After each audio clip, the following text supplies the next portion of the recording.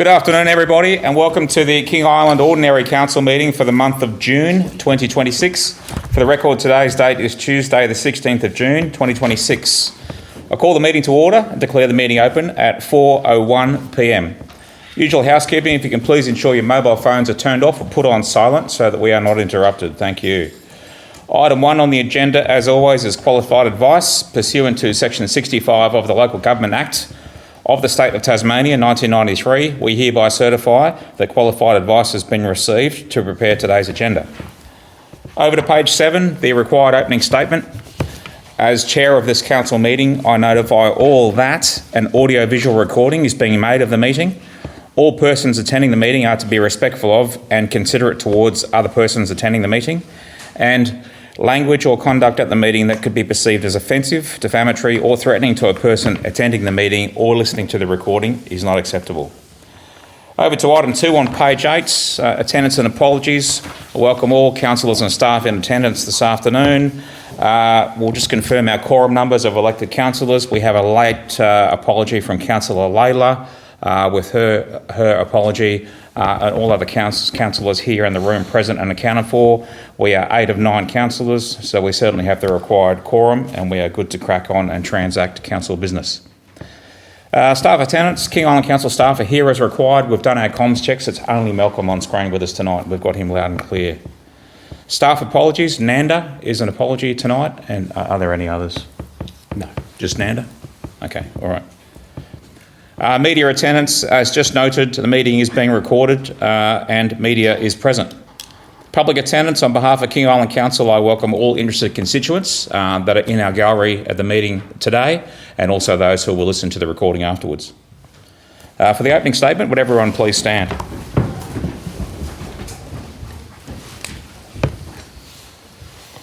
Councillors, to begin the meeting, I ask you to stand in silence to pray or reflect on our responsibilities to the people of King Island.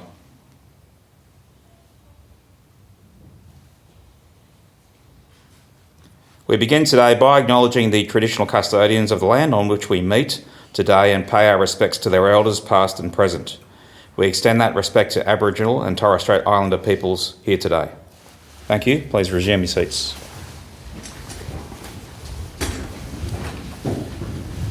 As we like to, just before agenda item 3 presentations, a quick shout out to new council staff. On behalf of King Island Council, I'd like to welcome Murphy Summers to our King Island Council team or family.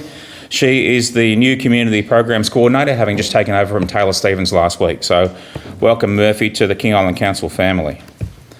Item 3 are presentations. There are nil this afternoon. Item 4, contributions to the community. There are nil for this month. Over to item 5, public questions.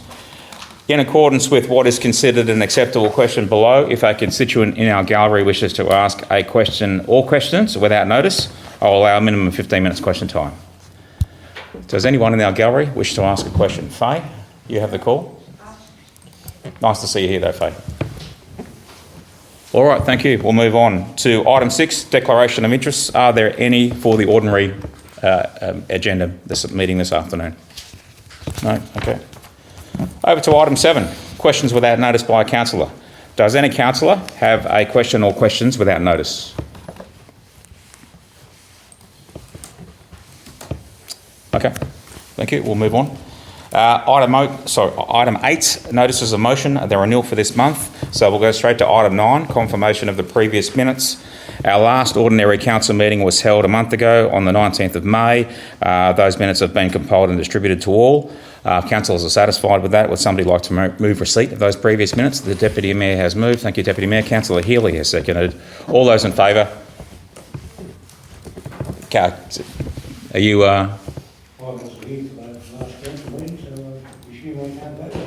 Okay, well, it's that's a good point, but we'll accept you as an extension. So just hands up, sorry, again, all those in favour? 7. Are you happy to abstain, Councillor Cook? Okay. All right. The motion is carried. Those minutes are accepted. Thank you. We'll move on over to item 10.1. The Mayor's diary for last month, May 2026. Obviously, I'm the council officer responsible for my diary. Just a couple of quick things before we call for a mover and a seconder. The two-day visit by the Premier of Tasmania, Jeremy Rockcliffe, was the 12th and 13th of May. The visit went very, very well. I know it was a team effort across the board. The Premier got out and did lots of freelancing, as he likes to, get around and talk to small business and farming operations and visit all and sundry. He did that whilst he was here. So thanks to everyone that hosted the Premier. We made as good an impression as we always do. And we also enjoyed a social gathering with him at the golf club. So I think that was a very successful visit, the 12th and 13th of May. So thanks for all involved in that. And also I'd like to acknowledge the inaugural Chamber of Commerce Customer Service Awards that were held back on the 22nd of May, the first event of its type. And it was a fantastic event and celebration of all King Island small business and particularly tourism industry and others. It was a very successful evening. The award winners were familiar to all of us and very well deserving. We certainly encourage for this Customer Service Awards to continue as an annual event, and it sounds like it's already planned for 2027, which is fantastic, and I strongly encourage Council to support it moving forward in the years ahead. So well done to the Chamber of Commerce team for that excellent inaugural event, and for all of us, most of us around the room in fact attended that night. It was a great night for all of us. So we'll get someone to move and second my diary, then I'm happy to entertain other questions or discussions. Would somebody like to move receive my diary? Councillor Healy, thank you, Councillor Healy. A seconder? Councillor Rowan Cook has seconded, thank you. Councillor Healy, any questions? Your discretion. I'm happy to take it as read. Any other questions from any councillors or points of discussion related to my diary? All right. If you sorry, Councillor Rowan Cook. I might just elaborate a bit more on the 28th of May. Attended and chaired an aviation access deep dive with council and state government representatives. Yeah, that was, I think most of us, if not certainly a fair few of us around the table attended that meeting on the 28th of May. That was the first of two meetings that were held a week apart to get ourselves together and to obviously assess the situation with aviation access, rec schedule changes, the sharp situation writ large and a whole range of others. And we did that on the 28th of May as a prelude to then having a wider and larger forum the week after that involved key industry stakeholders to group up our efforts to move forward as a team. So there's lots happening in that space, and we plan on having our next or subsequent update for key industry stakeholders, and again all of us around this table. At this stage we've tabled that for the 23rd of July to be confirmed, and an agenda will be sent out closer to that date.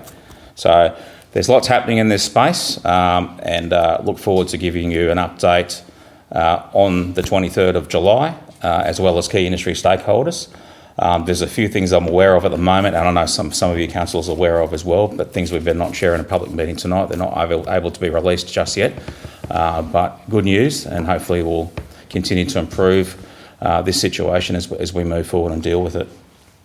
Does that answer your question, Councillor Cook? Any other questions or discussion points related to my diary? Just confirming it's been moved. It was Councillor Healy that moved it, wasn't it? Councillor Healy moved it and Councillor Rowan Cook seconded. If you're happy, we'll go to a vote to receive the... Did you have a question, Councillor Bowden? It's already seconded. No, I'm just confirming. So Councillor Healy's moved it. Councillor Rowan Cook next to you seconded it. That's all good. There being no further questions or discussions, all those in favour to receive the diary? Carried unanimously. Over to item 11.1, the operations report for May. Nanda is the responsible council officer. He's an apology for tonight. So it's at the discretion of the GM or Deputy GM for any specific mentions, or we'll take the report as read and get it moved and seconded and deal with the item. Yeah, well, thank you, Mayor. We'll just take it as read. Okay, we'll take the report as read. Therefore, to deal with the item, can I have a mover, please? Councillor Green has moved and Councillor Ira Cook has seconded. Councillor Green, at your discretion to kick off with any questions or discussion points.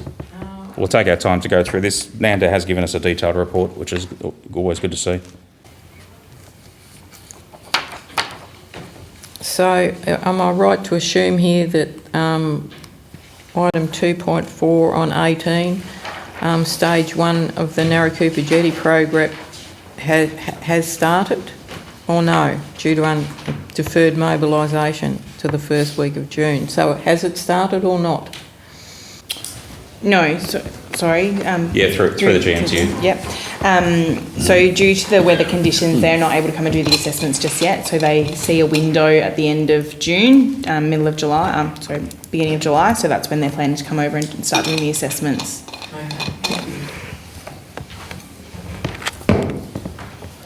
Yeah, the water is getting rougher and colder at the moment, so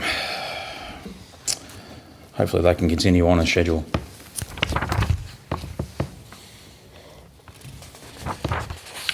Any other questions then relating to the operations report? There's no further discussion. If councillors are satisfied, just confirming it's been moved by Councillor Green, it's been seconded by Councillor Ira Cook. If councillors are satisfied, we'll get on with business and we'll move to accept the report. All those in favour? Carried unanimously. Over to item 12.1, which is the finance report for the month of May 2026. The responsible officer is Malcolm. Malcolm, we have you on screen loud and clear. At your discretion to give us any specific highlights you'd like to mention, or we can take the report as read. Over to you. Thanks, Mr. Mayor. It was just a couple of high-level comments. As we're approaching the end of a financial year, the key matter is, given we've now used the formulated budget, or the budget which has come up later in the agenda, is also been formulated on what our forecast year-end position is. So the focus on this is very much trying to keeping our operating expenditure on track. A couple of potential good news stories. The airport's landing fees are above budget. The quarry's a small deficit for this month, with them to rectify that for the end of the financial year. Private works, again, there's a lot of private works happening in terms of state roads, so that work's happening has actually come through in the June report. The June report won't be the normal finance report because it'll be the year-end audited report, but there's a lot of road works happening, so expect the actual net revenue from private works to exceed budget. Waste marginally over budget, but it's about where we expect it to be. So overall, generally on track at this stage. If I get any other questions, thanks, Mr. Mayor. Thank you, Malcolm. A little bit of good news there, I guess, as this current financial year comes to a close, only 2 weeks out from this financial year ending. So, all right, we'll take that. Can I get a mover and a seconder, and then we'll deal with the item? Councillor Healy, thank you, has moved. Councillor Ira Cook has seconded, thank you. Councillor Healy, at your discretion, if you'd like to kick off with any questions or... Yes, just with their airport operations, good news that it's a much better result than expected. You did say due to increased landings. I presume that's from Beach Energy more than RPT and private flights? Yeah, perhaps through you to maybe Malcolm or Chris can have a crack at this one if they're happy. So we have had increased landings and increased movements through Beach, and we're going to continue to have that starting this Thursday for the next 3 months, possibly 2 to 4 movements per day, helicopter traffic, and that's 6 days a week. So yeah, that is an increase. Not for the month of May, though. We didn't have beach in May. No, so increase for May. I've just taken a notice. Yep. Yeah, helicopters are thirsty too, so I imagine they'll consume a fair bit of our fuel, which is good, and keep our fuel fresh in the process. So that's good. We'll just go through and digest this bit by bit as required. Mindful that there's financial tables attached as well, pages 24 through to 31. Councillor Ira Cook. Yeah, just where it says rates on page 20, the amended budget rate revenue totals 3.3 million, whatever it is, and includes an additional 40k for waste income. What is that 40k? Thanks for the question. Council. Through to you, Malcolm. Yes, right, Mayor. I'm just having just a little bit of difficulty with the audio, so would you mind just sort of repeating that? I'm on page. I have a question related to page 20, but I didn't pick up all the audio. I apologise for that. So page 20, under the rates, down the bottom of the page, there's an additional 40,000 for waste income. Oh, sorry. Yes. Okay. So when we prepared last year's budget 12 months ago, we were conservative in terms of the number of tenements, the number of collections. So we were just fine tuning that at the time. So at the time of the adoption of budget, we went slightly rather than conservative, rather than overstate it and then having a deficit. So the waste income there was additional tenements, as in additional collections, than we had originally included into the budget. So that was a good news story, and generally that's flowed through into the next year's budget as well. So that's at that rate too. So in terms of it's the same unit rate, but there were more collections than we originally included to last year's adopted budget. But mindful, we're purposefully conservative because we were there were some grey areas in terms of getting exact numbers, so we went slightly conservative, and this is the result. Thanks, Mr. Mayor. All right, thanks, Malcolm. We'll take any additional income we can get at the moment from whatever source it comes from as good and welcome news. A final opportunity then for councillors for questions relating to this report and the attached financial tables. There's no further questions or discussion. Just confirming it's been moved by Councillor Healy, it's been seconded by Councillor Ira-Cook. If the councillors are satisfied, we'll go to a vote to receive the report. All those in favour? Councillor Bowden? Carried unanimously. Over to page 32. Item 13.1, the airport report for May 26. The responsible officer is with us, Airport Manager Chris Newton. So Chris, at your discretion, if you'd like to mention anything specifically or consider the report taken as read. Mr Mayor, the only thing I would add is the pavement report has been completed by Cayman Engineering. The Chief Engineer has been in Malaysia. He's since returned and will be giving the Works Manager and myself a briefing this Friday, the 19th of June.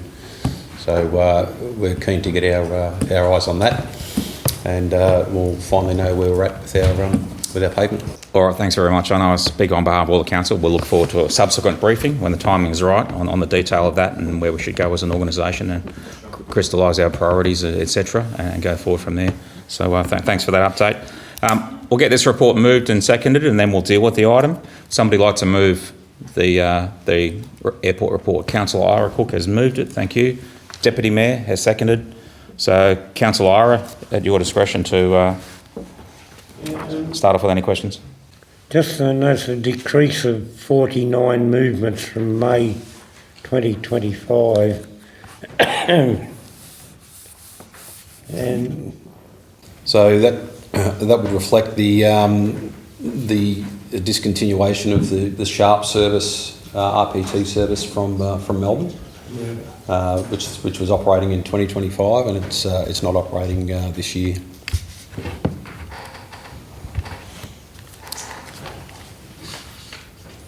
I'll note for councillors that this Thursday, in here in the chambers, 2 p.m, is our airport board meeting. Obviously, myself, the Deputy Mayor, and just the two of us, isn't it? And the GM, as well as sit on the airport board. But all councillors are welcome to attend as observers and listen in, given all that's happening in that space at the moment. So that's this Thursday here in the chambers at 2 p.m. Just a question from me, Chris. Our current Jet A1 fuel holdings at the airport, how are they holding up? At the moment, Jet A1 is steady, and we've also got access to another ISO as required. So steady as she goes at this point. Beyond that, haven't been briefed. So good for the next couple of months. Yeah. Okay. All right. We've got the latest or the next Tasmanian fuel holdings meeting run by State Growth on Thursday. I expect it'll be business as usual and nothing significant to report, but I'll let you know if anything comes out of that. Yeah, nothing's been flagged as far as shortages are concerned, so And again, another ISO coming, and don't envisage any issues beyond that. Yeah, and obviously helicopter operations through King Island out to the rigs. Helicopters by their nature are thirsty beasts, and when they land here, they're almost always thirsty for fuel. So they'll consume a fair bit of that Jet A1, but it keeps the Jet A1 fresh as well, which is good, turns it over, and obviously it's what they need to operate through King Island. So just on that, we're anticipating one helicopter doing 2 pickups per flight. And then that's also supplemented by 2 helicopters doing 4 pickups, and that'll be running 6 days a week, so it's going to be quite busy. Okay, excellent. That's good. And sorry, just another one before we go on to Councillor Healy. Your attendance last week at the aviation conference in Lonnie. Can you just give us a quick heads up on that? Quick update. Attended the roundtable conference in Launceston last Thursday. We had representation from Tas government. We had Tas Ports in attendance. Also had a myriad of regional airline operators there as well, and had some robust discussions with Sharp and a number of other third-tier airlines as well. Quite a bit to unpack from that, and I'll be giving the Deputy GM and the GM a full brief on that.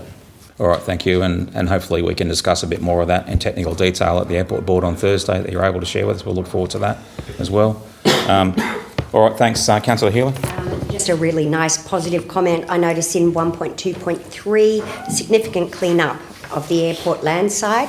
It is looking absolutely fabulous. The difference between mowing and whippersnipping is just astounding. Just really, it's looking really great in readiness for winter. Thank you, Councillor Healy. And yes, the sizable rainfall we've had this week already will definitely be giving all your pavements and drainage system and runway surface a test as well. Mr Mayor, if I can just elaborate on that, the airport grounds are the best they've looked since I've been here, and it's a credit to the team, and it's long may it continue. Thanks, and well noticed. And if only a hedge fund would come and buy it from us. Maybe they will if it looks looking more attractive. Maybe they will if it looks good. All right, so no more questions on the airport report. So just confirming, Councillor Ira moved it and Deputy Mayor seconded it. So we'll go to a vote to receive the report. All those in favour? Carried unanimously. Across to item 14.1, council workshops held. We've held 2 recent workshops, mainly to finish off our financial year budget in preparation for tonight. GM, anything to add for that? All fairly business as usual and fairly routine. All right, so we'll go straight to the recommendation on page 37. Would somebody like to move and or second the receipt of this workshops report? Councillor Rowan Cook has moved it, thank you very much, and Councillor Ira Cook has seconded. We'll go straight to receive it. All those in favour? Carried unanimously. Over the page, item 14.2 is the information report for the month of May. GM is the responsible officer. GM, anything to head off before we go through section by section? No, take it as read, thanks. Take it as read. Okay, thank you. We'll get it moved and seconded and then deal with it. Would somebody like to move the information report for further analysis? Councillor Healy, thank you, has moved. A seconder? Councillor Ira Cook is seconded? Yeah, so Councillor Healy and Councillor Ira. We'll go through this as we always do, section by section, starting perhaps on page 38 with the DAs. It's good to see a few more DAs on there this month. That's great, most of which are approved under delegation under our new planning scheme, which seems to be working very well. So, and Councillor Healy, because you moved it, if you any questions you can kick off for us. Just a very quick one. No page number. Sorry, page. Through to the actions list? Yes, 47 on the actions list. Right. Just the council seeking to negotiate interim and amenities for our volunteer ambulances. That's been in progress for quite a while. Just wondering if there's any update, or is it on a bit of a, we're waiting to see what happens? Yeah, look, at the moment there's no additional assistance they need from us other than what we've already discussed with them and what we've recently advocated on their behalf. We're waiting at the moment for a contract tender for the new ambulance station to be announced. That's the stage you're at. We're waiting for that to be announced, hopefully sometime soon. And then we can get a bit more enthusiastic about that building or that construction commencing, and moreover a date when that new facility might be delivered. So that's what we're really waiting on at the moment. But at this stage, as far as I'm aware, that have they approached you separate to me? They're mindful that their new ambulance station is hopefully going to commence construction soon. There's nothing additional they want from us at the moment. And the issue related to the clinical trades of community paramedic and the other technical clinical trades, I don't know the exact specifics. They are definitely going to come back and consult us when the time is right, but they had some internal industrial issues relating to trades and pays and other stuff that they were sorting out internally, which I think has delayed that consultation process. But as soon as we hear more, we'll let you know. Terrific. Just probably that action could be updated to reflect the modern situation. Yeah, fair call. That's all. Like that. Thank you. Councillor Allen. Yeah, thanks, Mayor. Just following up on Councillor Healy's question. So their long-term need is an ambulance station. Their short-term need is some facilities, access to facilities such as toilets and change areas. And the question is, has Ambulance Tasmania actually addressed that short-term need?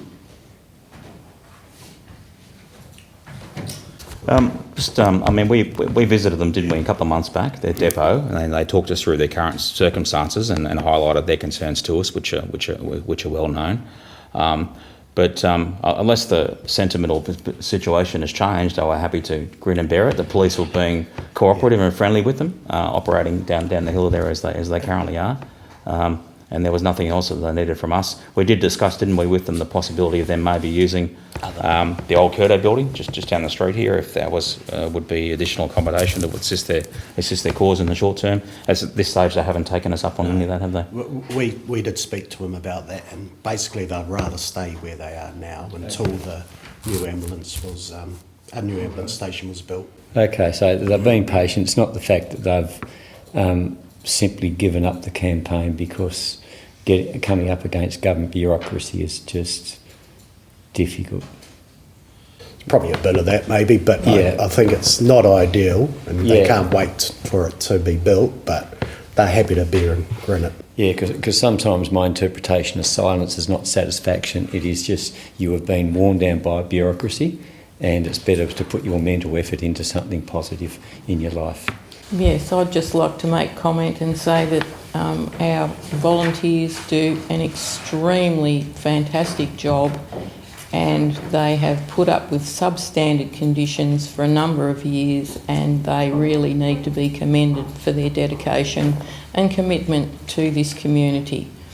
And the ambulance generally gets called several times a week here, so I know the aerial ambulance has been in on quite a regular basis because I hear it from my house, so I just wanted to give my heartfelt thanks to them, and thank you for being so patient and putting up with, substandard facilities, basically. Yeah, thanks, Councillor Marine. Well put. You definitely speak on all of our behalf with those sentiments. I've noted here, and it'll be a takeaway follow-up action item for me. Is I'll go back to Ambulance Tasmania and just see if there is any movement in letting the contractual tender for the new ambulance station, or how far off they think they will be from it, because they were supposed to announce that in June. Here we are, getting to the back end of June, and we haven't heard crickets for a while. So I'll go back and see if they can give us another update on that, and see if there's got any other updates for us relating to the paramedic trades, related to anything else that might be pertinent to us at the same time. So that's a takeaway for me.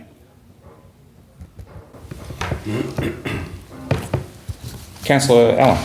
Yeah, the good old Memorial Park, my favourite. Drove past the other day and noticed a bit of barrier tape there, and someone's had a shovel or excavator out there turning a sod.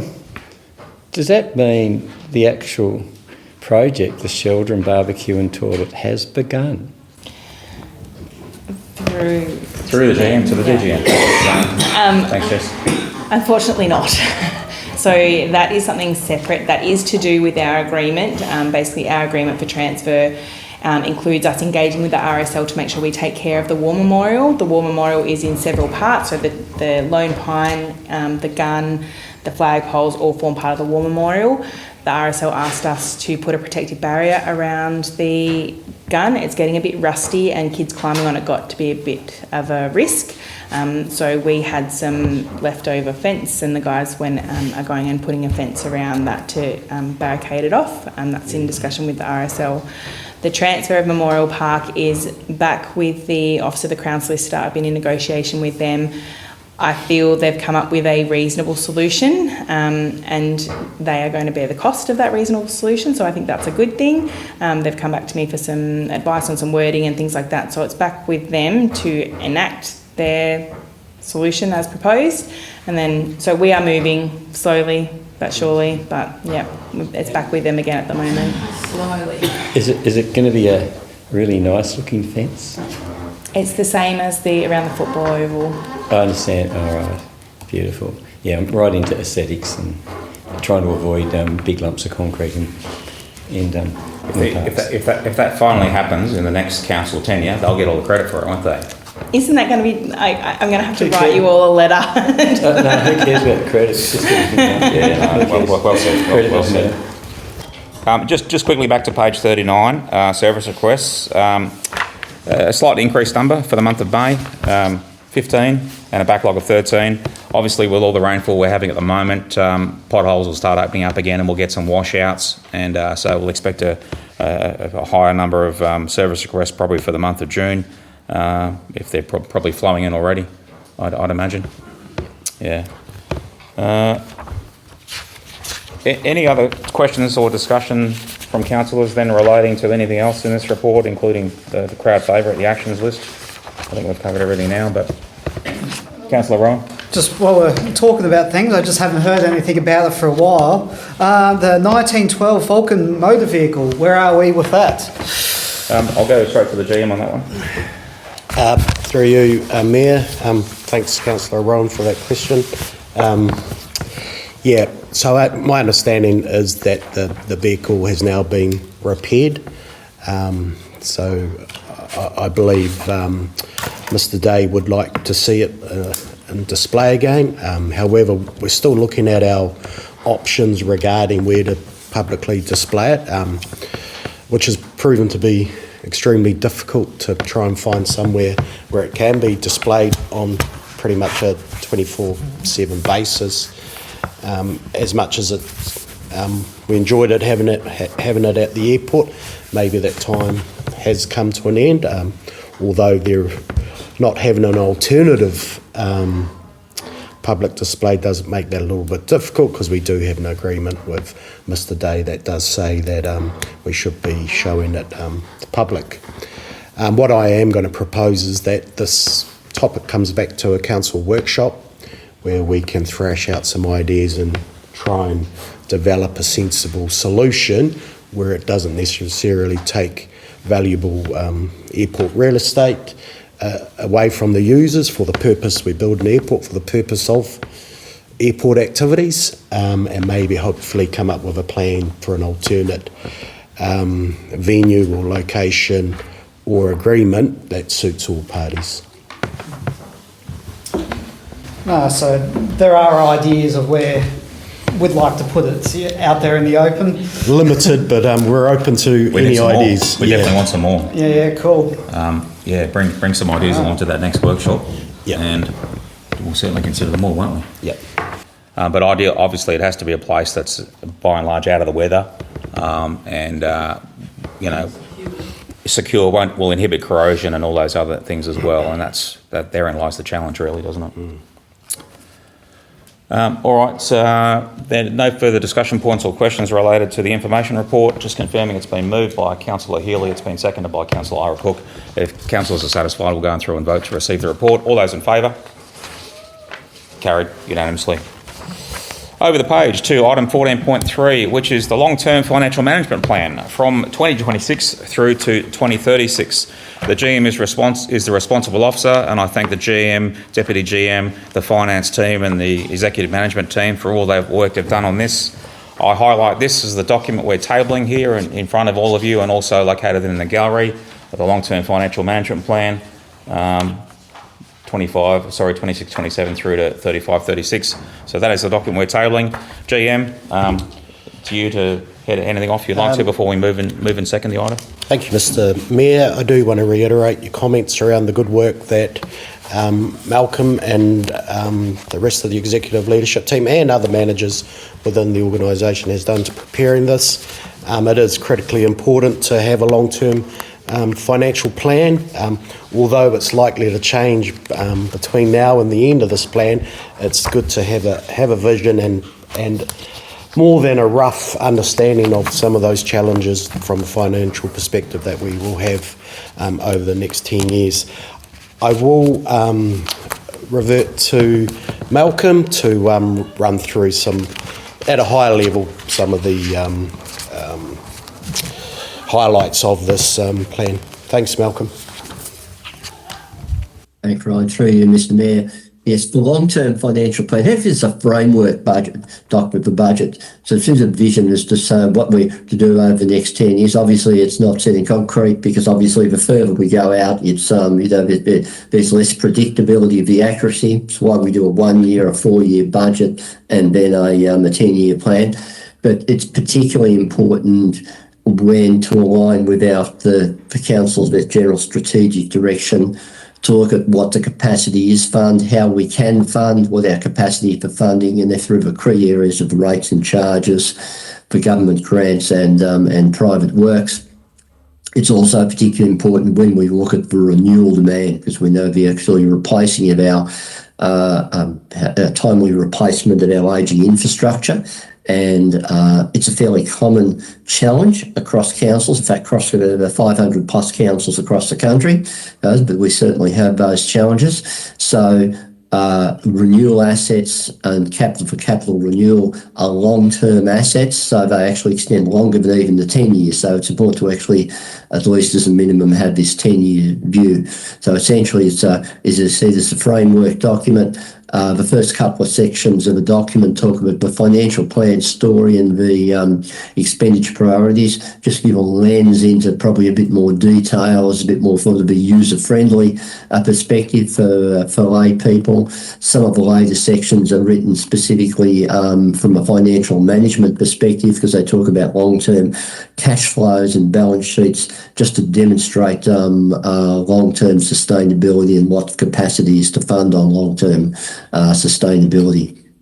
So again, it's a lead-in and specifically for that, like the fact that it is designed as a requirement per the legislation. In fact, I understand most states now have a mandatory within their state-based local government legislation to have a minimum of a 10-year view. And again, those challenges that we know are ongoing. So again, 10-year view, satisfy legislative requirement, but also provide a framework and the intent of a lead into the budget that's coming out. It all comes up later on in the agenda. Thanks, Mr. Mayor. All right, thank you, Malcolm. We'll get the item moved and seconded, and then we'll deal with it. Somebody like to move the long-term financial management plan? Councillor Healy has moved. Thank you. A seconder. Councillor Green has seconded. Thank you, Councillor Green. So, Councillor Healy, at your discretion, if you'd like to kick anything off. Probably the only thing I'd like to say is that we, for the benefit of the recording more than anything else, a long-term plan sounds like it needs a massive discussion. We have workshopped this to beyond reasonable limits. It's not that we're passing a 10-year document very quickly and simply here, and that's probably just for the benefit of the recording. Thanks, Councillor Healy. Look, the things that jump out to me about this, and again, well done to Malcolm, the GM, Deputy GM, the whole team that put this together, and we helped put the finishing coats of varnish to it ourselves as elected councillors. And we know we need this document because, as a small isolated country council at the moment, we have a lot of economic challenges that we're dealing with, and some of those will be dealt with in the upcoming budget that's proposed as well. And clearly we need to, over time, we need to, as a small council, we need to increase our income and our earnings through diverse ways of doing so. We need to increase the rateable properties on the island as well. Hopefully that will be done through our new planning scheme. It seems to be working already. We need to therefore, as part of that, increase our cash reserves.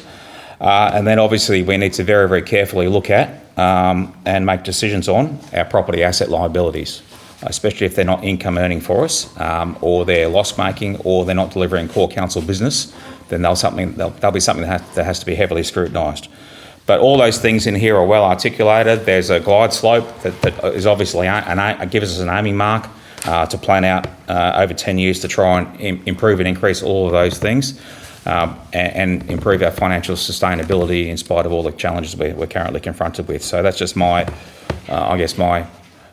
scrub up front. But it's an excellent document, and it's very timely tonight that it's passing in conjunction with our next financial year's budget and annual plan as well.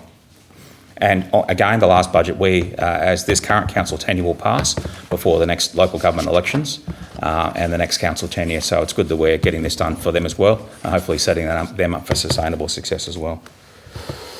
Any other questions or discussion points from councillors related to anything in this? Councillor Allen? Yeah, thanks, Mayor. My question is just as a generalisation, would it be fair to say that this long-term financial plan is King Island Council just treading water and keeping up with what we've got to do with the bare minimum of asset replacement, meeting all those statutory requirements? So that's the treading water, or winning the race is we're actually going forward and doing a whole lot of new stuff for our community. If that's my scale, sinking, treading water, winning the race, where would it be? That's a good question. A very good question. I mean, to my scrub, to me, it's the minimum glide slope for us to, the minimum glide slope and aiming mark that we want to progress out towards over the next 10 years. Obviously, increasing and going up in all areas, commensurate, you're right, to at least cover what we expect will be increasing overheads and operating costs, staffing costs, and everything associated with what we do. But you're right. This is basically, take it from there. No, thanks, Mr. Mayor. You're right, and I think what we're trying to achieve is a combination of all of that. So we need to keep our lights on and survive while looking to the future to actually get ourselves out of the rut. So there's a lot of work sort of going behind the scenes. A lot of what we're trying to do is build data, so we have a better understanding of where the costs align and how we plan for the future. And an example of that is making sure if we're doing roading, all of the costs are captured in roading. Now, at the moment, we might be capturing 85 to 90%, but we want to make sure we're catching that other 10%, because without having that good data, it's very difficult to map out the future in totality. At the moment, and you'll see even when we talk about the annual plan next, it is a no frills, keep the lights on type budget, and that is because I think that's because we've got to get through the next 12 months. We've got some real challenges ahead of us, but as we build that better data and we have a better understanding of where we're going, hopefully our next strategy in terms of our next annual plan will have a lot of better information to go forward on. We wouldn't be the only council in this position, though. I think the majority of councils across, certainly in New Zealand I know of, and actually I know as a fact some in Tasmania as well, have got similar sort of challenges at the moment. It's very difficult to keep up with rising costs without actually having hefty rate increases or wanting extra grants to soften that blow. So we're falling behind, I believe, in terms of the rising costs, in terms of our revenue. So we've got to look at ways we can build our revenue base as well. Growth would be nice. Getting growth would ensure that we have more ratepayers, so more income coming in. But at the moment, all of those are challenges, and I think it's just a sign of the times and the world that we live in. But I certainly trust the team that we've got here to get us through this, and I think in the coming years things will look brighter, unless there's other global things that are totally out of our control. But I certainly think we've got a good plan to address some of these issues that you talk about, and hopefully we can start building some better things for the community and start investing back in the community, because without that investment, you know, the attraction of people wanting to come here are limited. So, you know, we've got to look at that investment as well. It's a good point, though, and I think it's a good perspective as well, and context is that this is the factory settings to keep us, you know, on the straight and narrow and on the minimum glide slope to grow into the next 10 years. But in the next 10 years, we know we're going to have completely unforeseen headwinds and unexpected calamities and crises and everything else. And also, we're going to have some unexpected opportunities thrown our way as well. Who knows, maybe the federal assistance grants could actually double. That would be incredible if it did. CSA. Well, it's been lobbied by Elga for a decade now, and sooner or later, a federal government might actually double the federal assistance grants for all councils, and that could be manna from heaven for us. Similarly, if we're able to unlock coastal living strips or other big ideas, big concepts over the next 10 years, that could well increase our population by another 500 or so, another 200 rateable properties, who knows, something like that. Big paradigm shifts, big changes, and, you know, and there's always commensurate risk and timing involved in those things as well, but they'll be the decisions of the next couple of councils, and hopefully that we'll continue to, as King Island does, innovate, show our boldness is the word we like to use, and you know, take opportunities as they come in the future. That's right, and I think you know, we've highlighted this in our documents. At the moment, we're not keeping up with depreciation, so our assets are depreciating more quicker than what we've been able to invest in them. And if we don't address that, that will just make this issue. Will make the issue even worse. So we are addressing that, and that's why there is even a small operating cash surplus, and we've got to keep trying to build that reserve to ensure that we can invest in our capital into the future, because that's, if not, that's one of the biggest challenges we've got at the moment. Yeah, thanks. Just my follow-up, if you don't mind, is just that what sparked my attention is, and look, I've probably got all the documents mixed up, but it was a pie chart in there, and it showed the wedge for corporate and a wedge for roads and bridges. And then I looked at the little thin one, of course, for parks and recreation and sport as well, because that's my real interest area. And because of the number, I think Parks and Recreation didn't even get to 1%. It sat there at 0. And one of the other ones sat there at like 5% or something, but that was due to a grant that we received several years ago for the Memorial Park, and then in the foreseeable future there wasn't really much there for that area. So,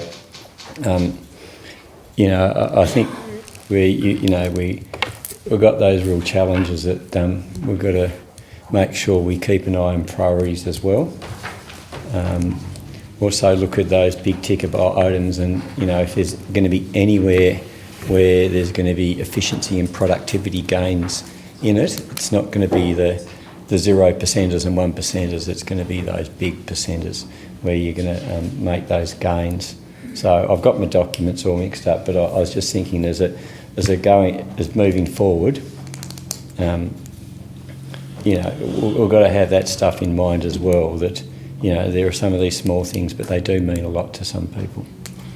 Yeah, and I think that's when we went through this process at the very early stages, we talked about that trade-off. So that part of that direction was there's something was more invested in more, because we're only dealing with a limited bucket. Something had to miss out. But in saying that, in general, we've kept sort of roughly the same percentages with each activity across the budgets. Parks and Recs sit within the property parks and recs, and they sit around 15 to 20% of the budgets. But I think, yeah, you're right. There's no figure. You would have also looked at some of the budget information that would have been more specific about the investment, which would have had very limited. But we're still spending a lot of council's operating costs in those areas just through upkeep and etc. Yes, I sincerely hope that, as we've articulated and as we'll articulate tonight, that the next financial year or two for our council is a real belt tightener, but then after that period of consolidation, hopefully we'll go again, and it'd be nice to see again us reinvest in Parks and Rec going forward. We know that's always money well spent, but it has to compete with all of our other needs and requirements, But yeah, definitely, we definitely want to do more in that space when we're able to in the near future. We also, sorry, just through GM to the Mayor, we have recently spent a lot of money in the parks and recreation spaces. So looking at our recent capital grants and the amount of work that we've done, and even when the governor was over commenting on the state of our sports fields and the things that we have there, we're incredibly lucky to have an amazing army of volunteers in those spaces who work on King Island. Our sporting associations do a power of work, and our volunteer teams who look after the grounds. We've also got Kiefer go and get these amazing grants for their lighting, and we've got the grant for the courts, and we've had the grant for the fencing and the drainage upgrades at Grassy and the new facilities out there. So in the last 5 years, we've done an enormous amount of investment into parks and recreation. So I think that, to be fair, a lot of the money, there is still a significant budget for operating for those areas. We also have great volunteers, and we also need to look after the things we've got and then think about the next thing. But I think it's only fair to recognise that we have had significant investment in those areas in the last few years, and we take it very seriously. We're a sporting community. It's very important.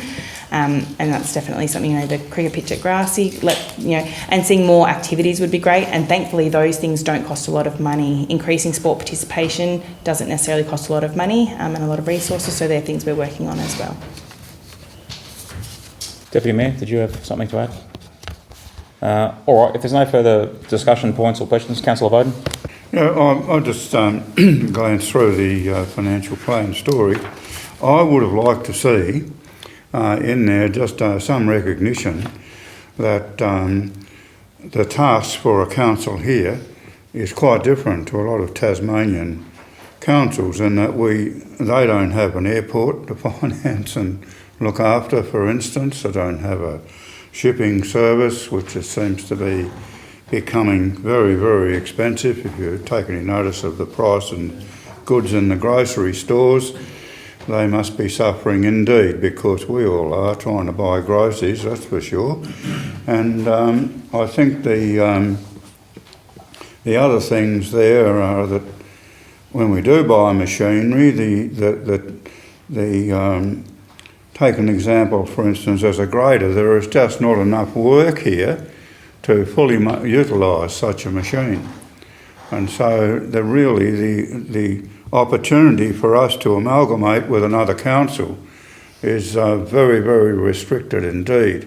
And if we were on the northwest coast, we'd be swallowed up by a larger council for sure, if we're anywhere near Burnie, for instance, or whatever, but we're not.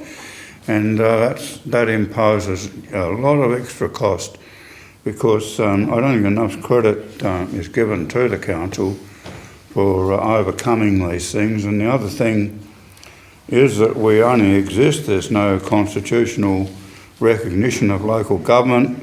We don't have an existential right.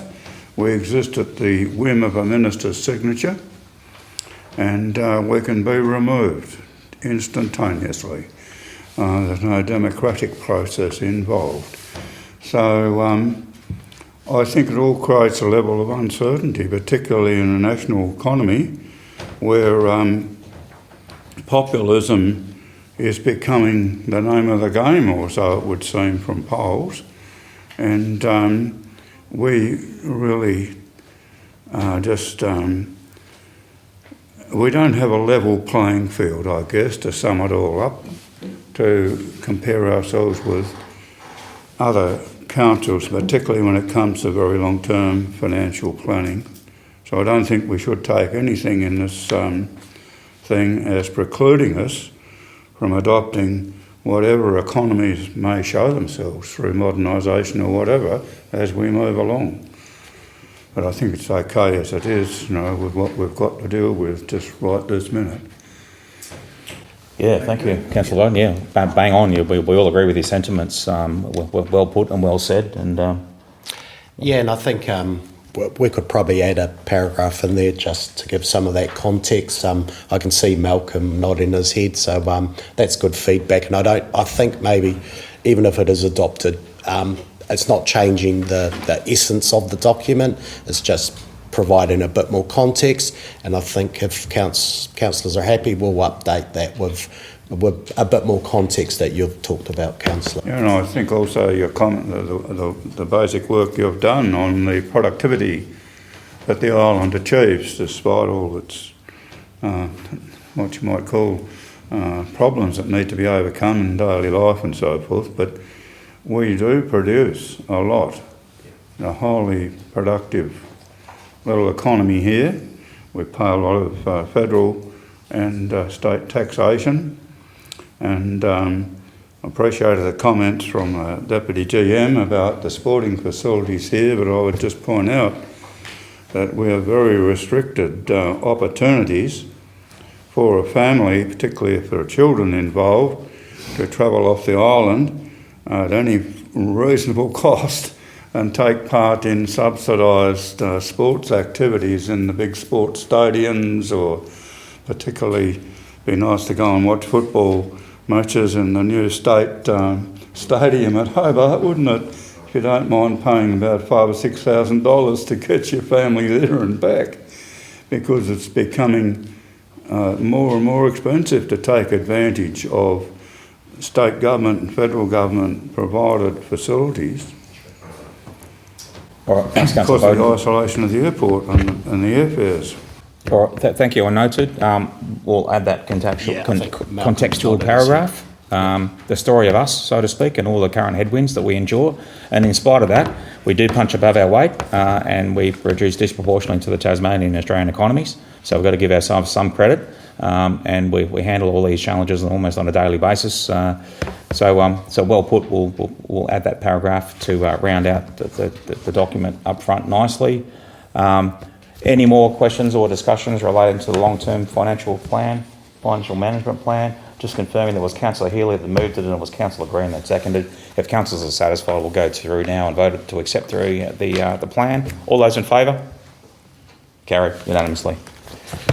All right, over the page to item 14.4, which is the proposed 2026-27 annual plan, budget estimates and fees and charges for next financial year for all King Island Council business. The GM is the responsible officer, and I again acknowledge the work of the entire council team in this. We've all worked on this for 6 months as a team. Thanks to all involved. It's been hard work, but we've gotten there. I note these documents for tabling. The first one with the shoreline photograph on the front cover is our annual plan for 26-27 that we discussed a bit more as we progress. That's the first one to be tabled, and then is our fees and charges, the white jacketed document, fees and charges 26-27. GM, over to you to head anything off before we go and move in second. Thanks, Mr Mayor. Do we want to talk about the resolutions update first, or...? I just highlight the councillors, I think most of you are aware when you came in, but just for any that aren't, the recommendations on pages 60 and 61 have been updated with this new one-page insert. We have a new number 1, and the previous number 1 has dropped to number 2 because we forgot to include the documents that are tabled and tidy up one loose end that the DGM had added as well under point 2 there in the highlight. So it's this final tweak that we'll be moving and seconding when we get to that in a minute. So to you first, GM. Thank you, Mr Mayor. I'll just talk briefly and then we'll go to Malcolm and then Jess, who will have some words as well. But reiterate what you said again, Mr Mayor, that a very good team effort has produced this document. I think the best thing about this document is the transparency. I don't think we've hidden anything or tried to mislead anyone. I think this is a warts and all document that tells in a good way the financial situation of council for the 2026-2027 year and what we're going to be focusing on over the next 12 months. I do want to say thanks to the Mayor and councillors. We've had 3 or 4 very good workshops from the very start. Officers did receive some good direction in terms of how we will produce this plan, and that was very good in terms of being able to set that scene. So within this document, you would have probably seen 5 or 6 versions of it, and as we progressed in the decision making and the guidance of council, then the document started taking a bit of shape. But without that initial direction, it can make producing a document or our annual plan very difficult. We did start this one a little bit earlier than usual, and I think we're reaping those rewards now. And just sort of reiterating what Councillor Healy said before, you know, this document has been 6 months in the making, and it wasn't just something we've put in front of councils now to adopt. This is council's and our community's document, so I do encourage all the community to read it, and especially if you just read the first 8 pages, I think you'll get a really good understanding of what we're focusing on. So once again, thanks to everyone, thanks to staff, thanks to Malcolm and Jess. There's a lot of work behind the scenes getting these budgets right. A lot of pain in terms of reducing where we could reduce, but I think the good thing about it is staff have managed to reduce without really significantly impacting levels of service, and I think that's the important thing with this. So I will now hand over to Malcolm, and then we'll go to Jess, and then back to you. Thanks, Mayor. Over to you, Malcolm.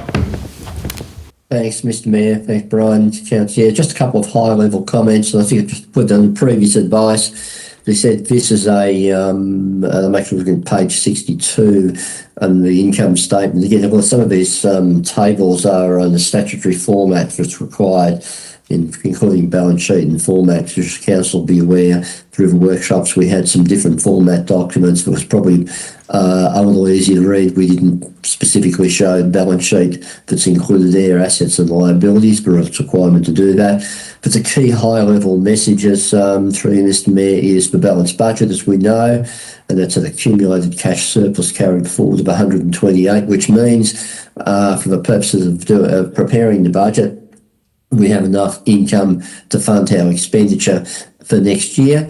The longer term challenge is, of course, replacing of our infrastructure, and that's on that net result for the accounting result was 950 negative. Not uncommon across councils. It reflects part of the challenge of fully funding our depreciation being the high level guide of our renewal infrastructure. So on average, our depreciation is at 2.4 million, even though we might have to spend 2.4 million for renewal next year, the year after, but on average, that's the long-term average we need to actually spend replacing our infrastructure, and these are the challenges across many councils to be able to fully fund their renewal infrastructure. So I get there are documents as that we balanced the budget for the 1 year view, which is of course the next year's budget.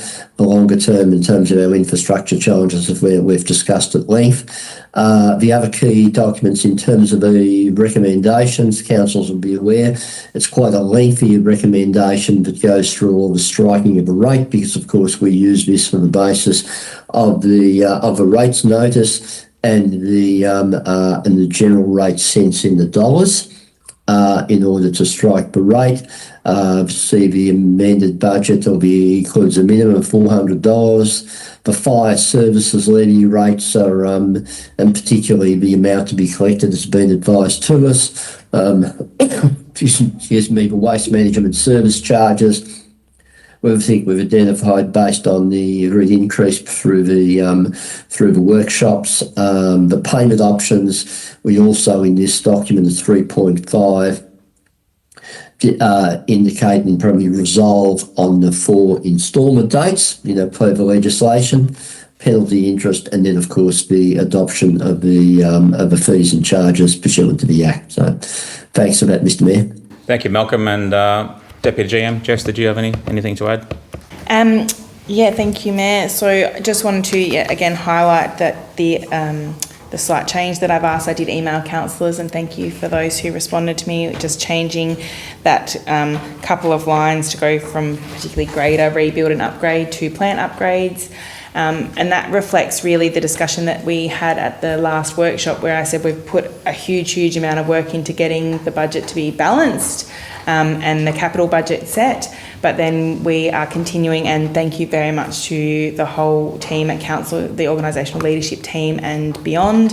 Everyone's put so much work into trying to refine and find better ways of doing business. So looking for efficiencies and ways to increase revenue and additional grant opportunities and a whole range of things. And because we're not done with that, we'll never be done with that, constantly looking for that continuous improvement, just asking councillors to build in a little bit of flexibility there, so that when we are finished with the particular review we're doing at the moment, there is a chance that the particular plant item, something might jump the queue based on some operational reviews. So just asking for a little bit of flexibility there. The cost won't change, just allowing us to have that bit of flexibility to make sure that we're putting the capital money that we do have in the right spot to make the things work more efficiently and seek better outcomes for the community.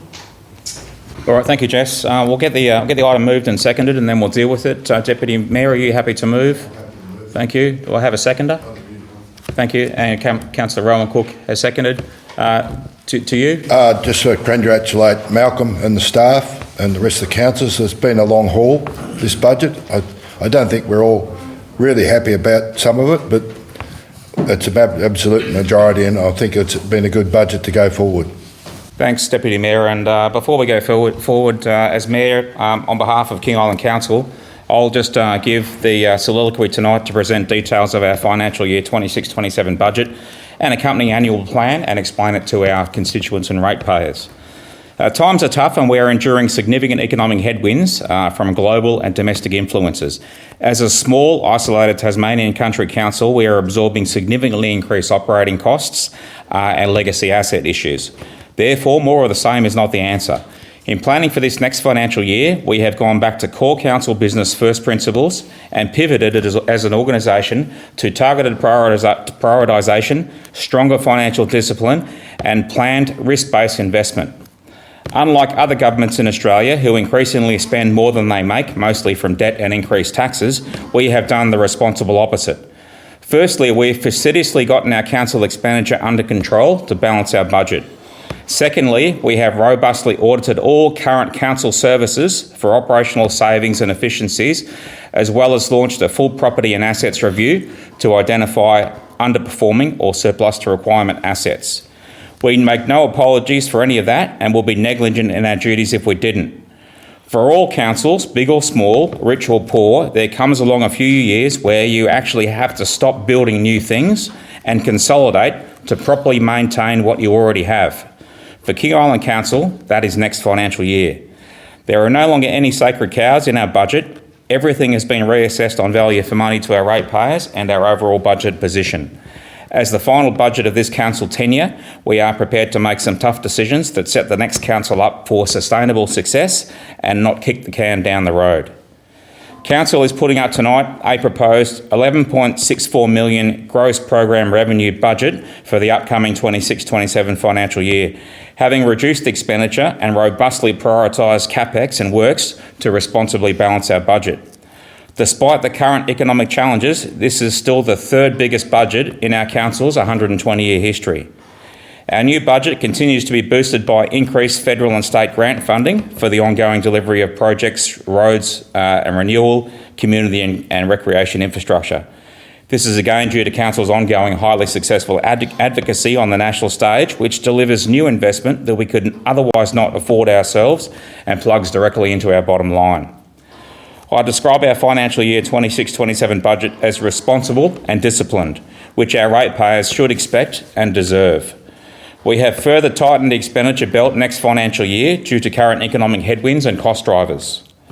Our gross forecast revenue next financial year, $11.64 million, minus our gross forecast expenditure next financial year, $11.29 million, will aim to maintain a positive cash position and deliver an accumulated cash surplus of approximately $128,000 at the end of next financial year.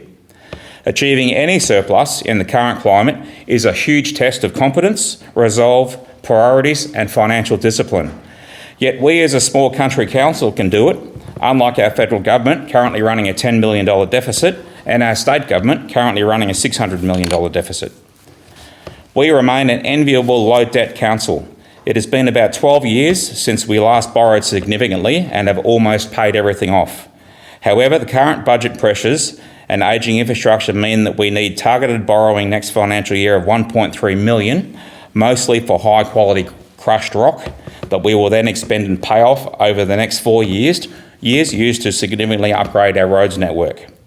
With an increasing council net worth now of approximately $105 million, our new total debt position will be about $1.8 million, which remains well within acceptable local government limits and an extremely low debt to asset ratio when compared with other councils around the country. The main focus of our budget and capital works for next financial year has pivoted back to core council business and properly maintaining what we already have. Also, some improved service delivery and replacement of critical plant machinery. Having successfully project managed and delivered significant new facilities in recent years, we must now consolidate our asset portfolio to ensure everything is properly maintained and sustainable. As a council, we own and maintain many assets for community benefit. Many council assets cost the ratepayer to maintain, but are not used most of the time or run at a loss. Business is business. We will therefore carefully examine any underperforming or surplus to requirement council property assets over the next financial year for possible repurposing or divestment to boost our cash reserves, to reduce maintenance liabilities and also depreciation. Our council property rates next financial year will on average increase by 7.5%. This is slightly higher than we wanted, but we had to make some tough decisions to responsibly balance our budget and ensure we remain financially sustainable. Our council fees and charges next financial year will also increase by 7.5% across the board, again slightly higher than we wanted, but required to balance the budget, cover increased service delivery overheads and maintain our property assets. As pledged, in tough times, we have again done our best to meet our ratepayers halfway. I note for all businesses we had frozen commercial waste fees for the past year until we completed several feasibility and efficiency studies. We have completed those, which show that over time an imbalance in what residential ratepayers pay for waste versus commercial customers has developed, although nobody's fault. Therefore, we will next financial year commence a phased increase of commercial waste fees to claw back that imbalance that will aim in several years' time to achieve full cost recovery for these services and not unfairly pass on any extra burden to residential ratepayers. Mindful of the current challenges confronting all businesses, we were not going to do that all in one hit, but allow time for businesses to adjust and also improve their own waste efficiency. Again, we have done our best to meet you halfway.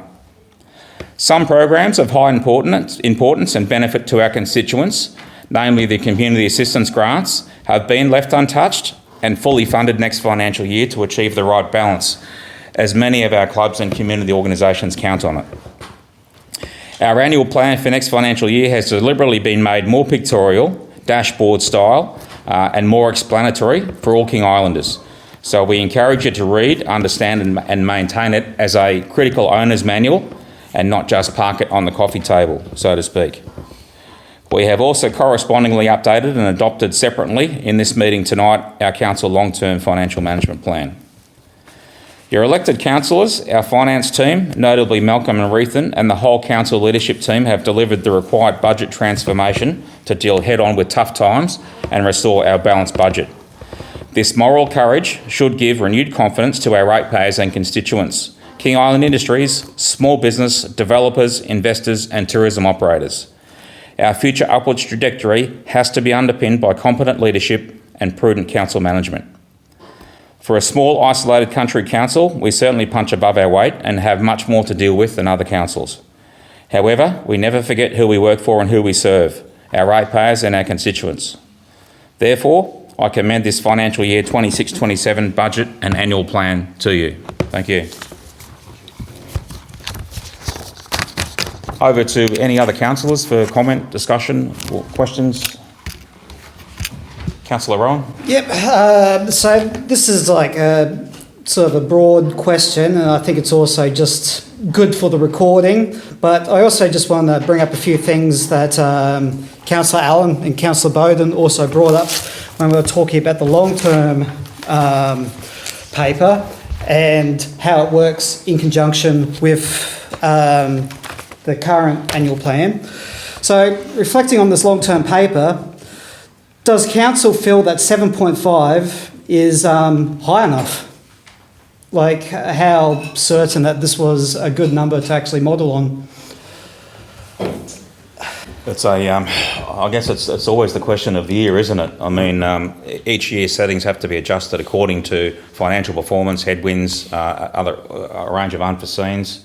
Obviously, we've chosen 7.5% for this year, slightly higher than we would have liked, but that's what we're running with this year. And perhaps this year, with that tough decision being made, again, I know we all sincerely like to think that maybe next financial year the increases mightn't be as much, but what else can we really say, GM? Yeah, thanks for the question, Councillor. It is a tough question because I guess from an officer's point of view, and we don't have to wear that political sort of burden that you have to.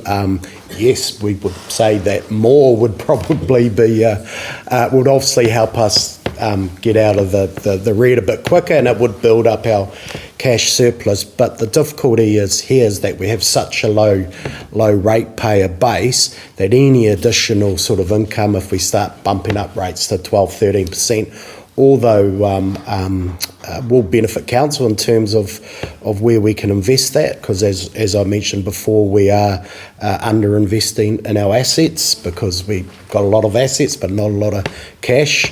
That would certainly help, but then you've got to weigh that up with the burden that would place on our ratepayer. So I think council here, and I mentioned the direction before, and we talked about a moderate rates increase as part of that direction, which to wrap around the budget was the right approach when you're balancing all aspects of the budget in terms of what we can get away with. Will that be sustainable in the long term? Maybe not, and that's what we may need to revisit in the future. And as the Mayor said, hopefully grants and other revenue sources can be increased so we don't have to rely on a small ratepayer base. Because the reason why I bring this up is because this is a belt and tightening, budget, and it has been pretty transparency. But does this budget create much economic growth? Have we got much economic growth for the next, annual year? Really, it's just getting our increasing cost drivers under control first and foremost, isn't it? And then consolidating on top of that. Yeah, and I think those go back to those trade-offs I mentioned earlier in terms of if we want to invest more, then the trade-offs are higher rates or reduced somewhere else. So there is some. So we haven't dropped any services, so we still have a focus on economic activity and supporting economic growth. So within the plan itself, the functions for economic development are there, and with a focus on growing our population and supporting our businesses. But probably the biggest thing with it is that advocacy in terms of trying to stimulate that business. But yeah, you're right. Yeah, I mean, if you ask an engineer, they like building things, so they would always want more money. And then you'd ask our economic development people and our community development, they always want more funding. But yeah, once again, it's that balance. The council consumer index that was released by LGAT was released just before the Middle East war started, and they admit it was released prematurely because a whole lot of global and domestic influences are piled in on top of that then, which has driven up inflation quite concerningly around the world and in Australia. I think it's currently 4.2 at the moment.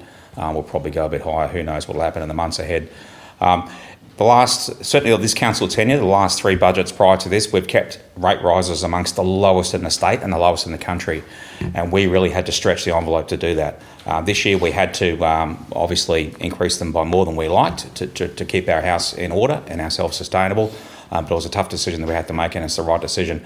The Queensland Council that I follow for professional development, they put their rates up by 9.72%. There's another Tasmanian council going up tonight and I won't drop them in it, but they're proposing a 12% rates increase. So there'll be a fair few in the state that will end up higher than us. We'll wait and see as they pan out. And there is a few shockers in Sydney councils making all the headlines. Again, it's public information, you can read about it.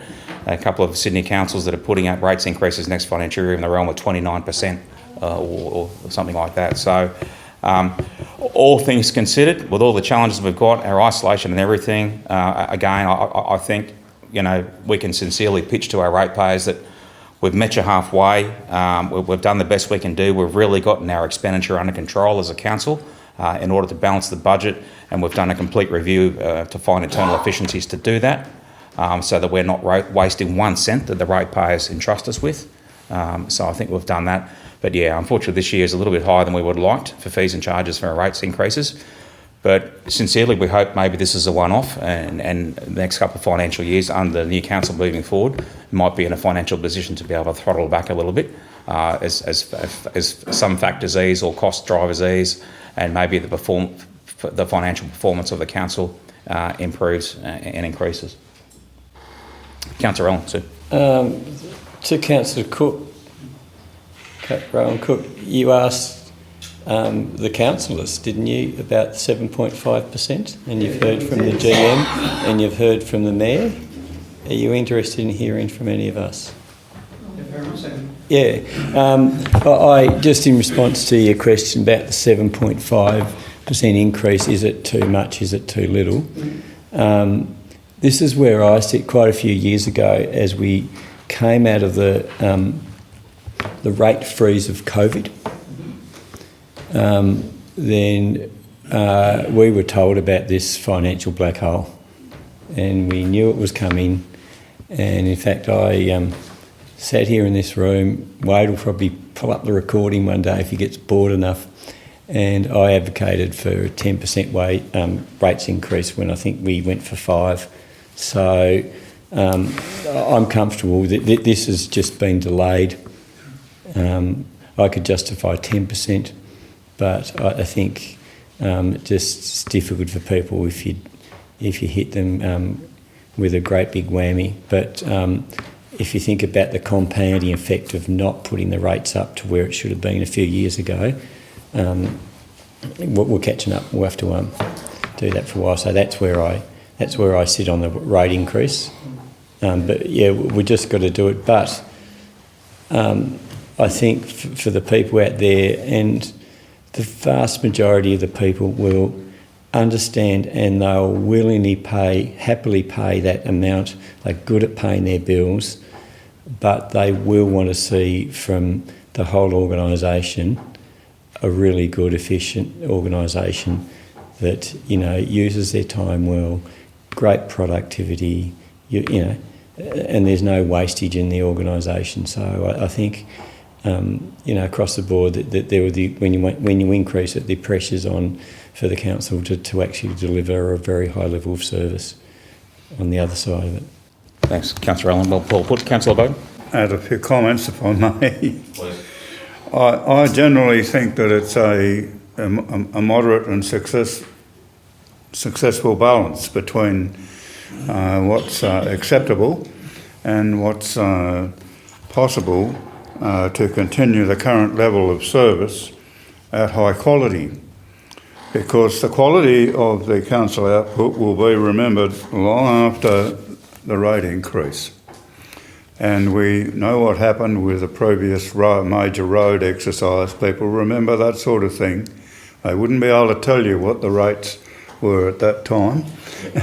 But if we continue with adequate sensible design of the work we're doing and supervision of any construction works or whatever, so that quality is maintained, I think that's an effective answer. The second thing that always annoys me is that I don't think that we should, as a small, isolated group of ratepayers or community, in a situation where our airport is not a convenience, a quicker way to get to Brisbane or Sydney or Melbourne or Adelaide without the long hot drive. It's an absolute essential thing Now, I appreciate that PTAS helps with access to health services. It doesn't completely cover the current costs, though. It isn't keeping pace with the accommodation costs and so forth, which are naturally increasing. So I would like to say to the ratepayers that we do need to push for the loss, at least on the running of the airport, to be considered by the state and federal governments, perhaps conjointly, as a community service obligation, because a $500,000 ongoing cost imposed on a small rate base and the users of the airport as well is totally unfair. And it is true that the population of Tasmania has, in my opinion, very luxurious provision of airports provided not at ratepayer cost, compared to access to a jet port in Tasmania. We've got two of them, one with some international services out of Hobart, and I don't know what goes out of Launceston, but they're both very capable airports, along with other reasonably major airports, all with they're better service than you are in Victoria, where you can have a long drive to Tullamarine from outback Victoria. But here, there is no community service obligation. Now, they do provide a generous, in my opinion, community service obligation in regard to the cost of our electricity and things of that kind. But I don't think that's anything to do with the council budget. But I think that really the Commonwealth is where this community service obligation needs to come from. I think the Commonwealth have got dirty hands in this, in that they should never have foisted airports where there's a situation of total dependence onto small rural communities, and more or less said, cop this with a nominal grant and walked away and left us to our own devices. That is not a responsible act by a national government, in my opinion, and it needs to be addressed as a matter of urgency. Thanks for letting me have my say, Mayor. Thanks, Councillor Bowden. You share all of our sentiments. We're going to continue to flog and push our King Island Airport Community Service Obligation Business Plan at federal and state level. And if we are successful in partially or fully funding that, straight away we'll plug into our bottom line and improve our financials. So we'll definitely keep at it. And hopeful next week of getting in to see the Federal Transport Minister. We're working on it.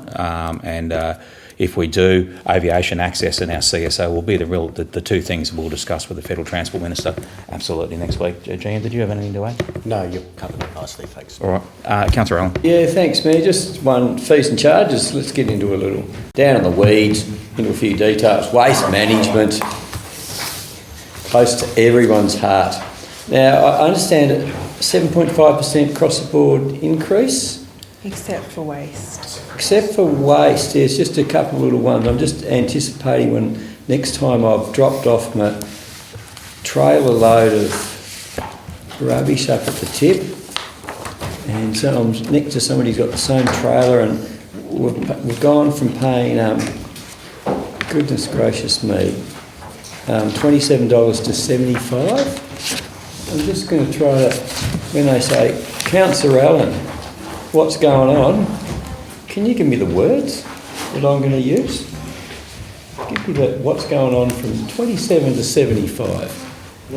Help me out. There's been a lot of discussion about that in previous workshops. We've been through this several I've missed times. those ones. Yeah.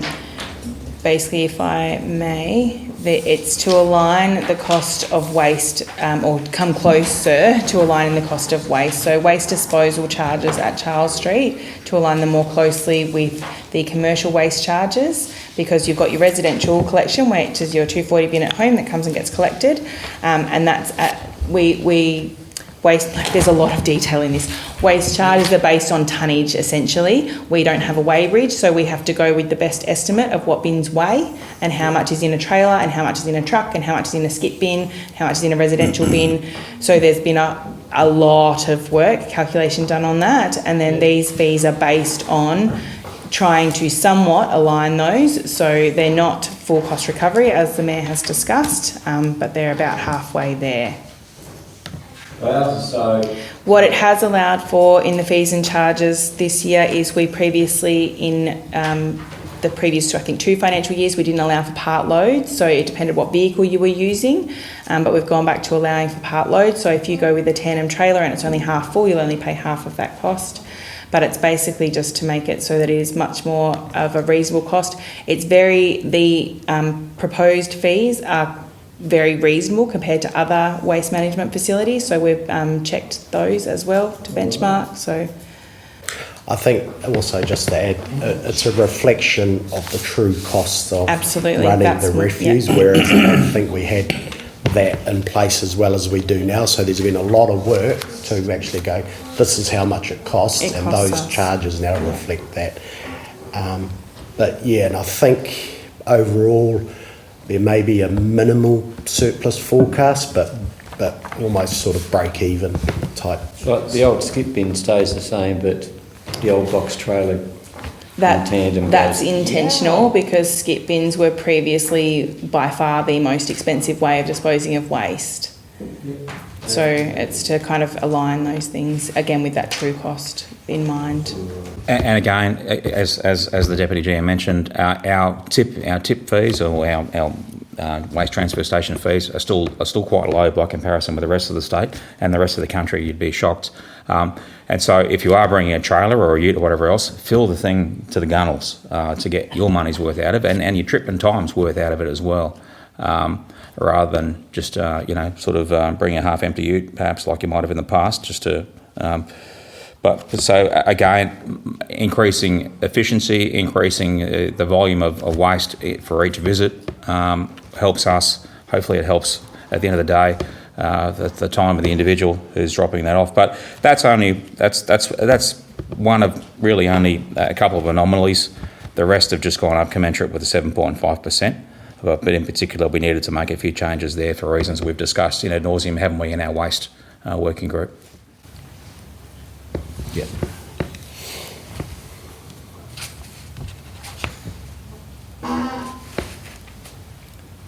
Marcus. Sorry. Councillor.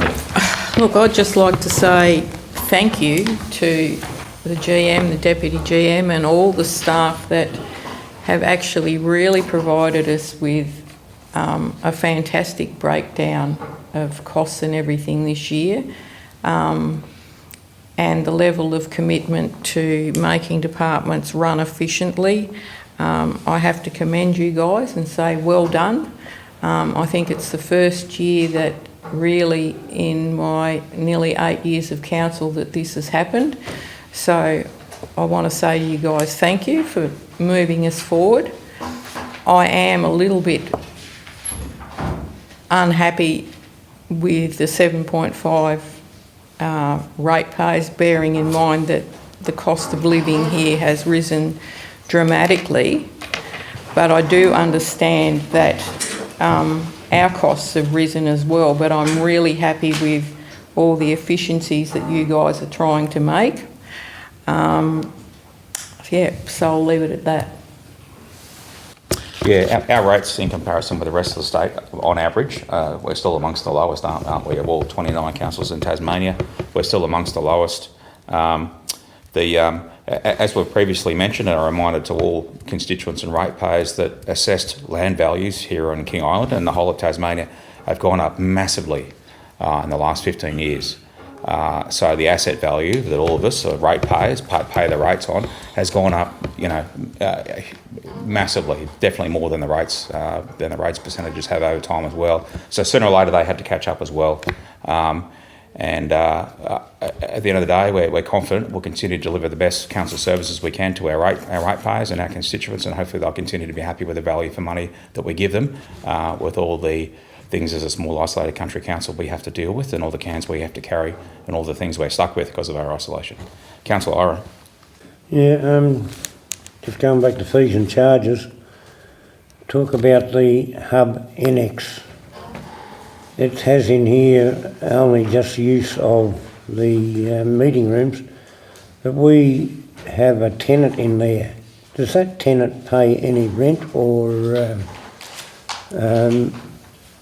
is it a free thing? Through to you, Jess, on this one. There's a commercial agreement in place there. So for clarity, the fees and charges are publicly available fees, so therefore things for anyone, but then council also has a number of commercial arrangements, and that is one of them. Right, so okay, right. And that tenant only occupies half of that annex, or the old GM's house as we know it. And the other half, all those other rooms are available for whoever might want to use them for whatever reason. Spillover office accommodation for ourselves as well if we ever need it as a council. All right, in the interest of time, moving forward, any more questions, any more points councillors wish to make on anything across the board for next financial year's budget? Just confirming that it was moved by the Deputy Mayor and Councillor Rowan Cook seconded it. So if councillors are satisfied, if there's no further questions or discussion points, we'll go forward and vote on adopting the next financial year's budget. All those in favour? Carried unanimously. Right, now what are we over to? Let me catch up. Over to page 68, which, okay. There being no further ordinary council meeting business, would somebody like to move us into closed council to transact the following items? Deputy Mayor has moved, thank you. Councillor Ira has seconded. All those in favour? You with us, Councillor Allen? Yes. Yes, sir. Carried unanimously. The ordinary meeting is adjourned. The next ordinary council meeting will be the 21st of July. I thank the public for attending, and we'll take a quick break. Thank you.